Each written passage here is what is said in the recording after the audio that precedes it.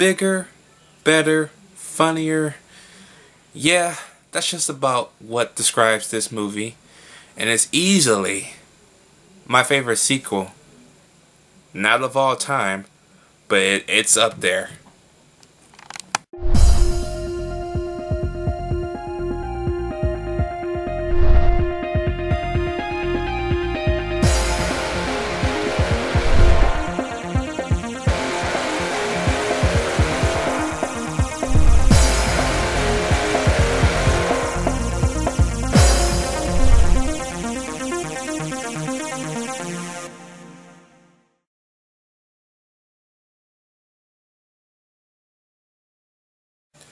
Night of the Museum, Battle of the Smithsonian basically takes place, of course, 2 years after the first movie. And we basically see Larry now have his own company. He's no longer a night guard at the museum. He's actually has his show on TV where he uses and invents all these other different kinds of things. It's just as when the movie starts, he invents a glow-in-the-dark flashlight. Really? A glow-in-the-dark flashlight. That's the best you can come up with. Kind of lame, but yeah, that's not the point. The point is, him not being a night guard at the museum anymore, basically being the only person who had a say in how everything will go apart in a weird way, forces people not to come to the museum anymore. Something like that, and the museum kinda is forced to get rid of some stuff to make way for a hologram projection of that last artifact that can interact with people or something like that, and the originals are going to be shipped off to the Smithsonian in DC, however. So he gets a hold of this and heads to DC to not only get his friends back, but place them back in the museum where they belong, as well as meet some new characters along the way and get into some more trouble, because it wouldn't be a night at the museum without being in trouble. This movie is awesome, okay? I loved Battle of the Smithsonian, okay? It is a good sequel, and it is a better sequel. It is a better movie and a franchise, which is kind of odd to say, but it's true. It's really true. So many new characters in this movie, which is not a bad thing. It's actually a good thing. It's kind of like an X-Men movie. You get a lot of new characters in every different movie. Filling those characters' shoes, however, is a hard task. But when you have when you have great actors in a movie, yeah, you found your niche. And Amy Adams as Amelia Earhart, that's great casting.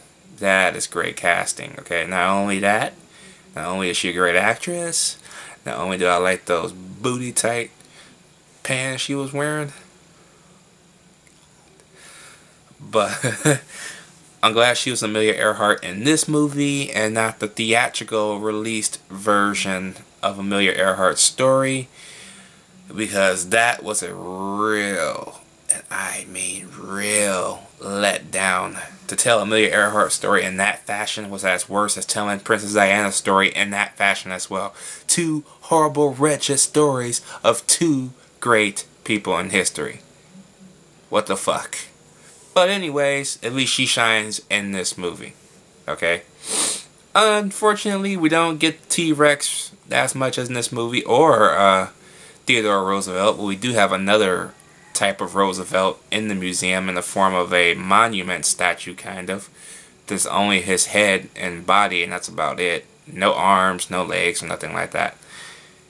It's kind of cool, but I'd rather have the full Robin Williams in full view. You know what I mean? And of course all of his friends are kind of sidelined now in order to make way for a new set of characters, including the new bad guy in this movie, played by Hank Azaria, who is awesome. Hank Azaria steals the show in this movie. He is great, okay?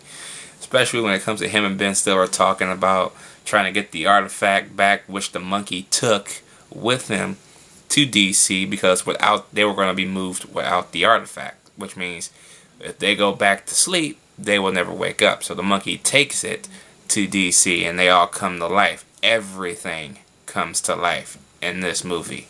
It is awesome. I like that. I even like the fact that the pictures come to life on the walls. That's magnificent. And the fact that they get momentarily stuck in one is awesome. That was well shot. That was well done. And the budget is bigger on this movie. It's like $150 million.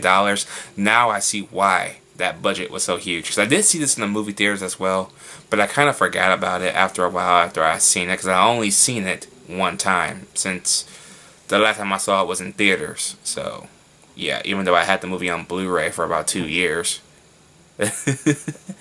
But yeah. But yeah. And I love that little thing. Yeah, that little interaction him and Ben Stiller has.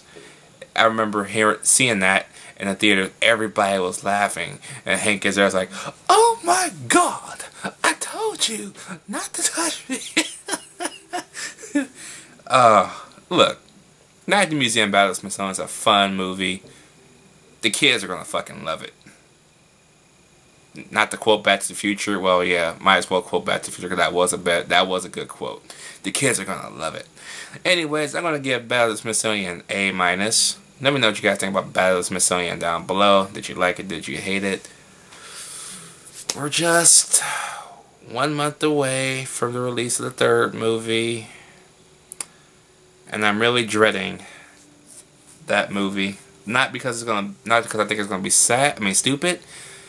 But it's going to be sad because it's the last movie of this franchise so far that's going to have Robin Williams in it.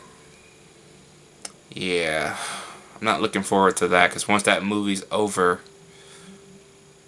it's over for Robin Williams.